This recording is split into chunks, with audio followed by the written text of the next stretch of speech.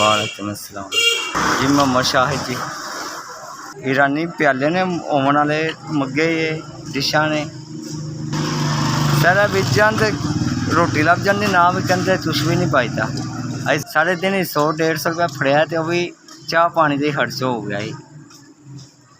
मुश्किल ही अल्लाह पा के है ये सोना मोला ही है जब टाइम पास करा जाता।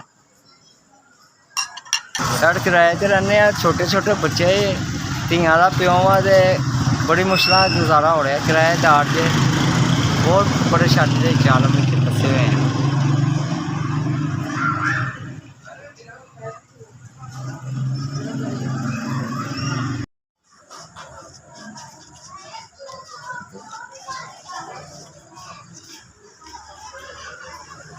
सर 4000 रुपये।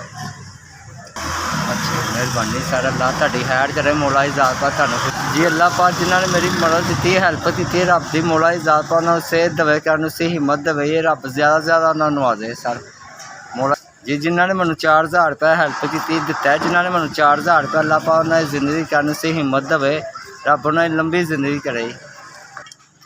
SBS तुहाडी बहुत मेहरबानी सर।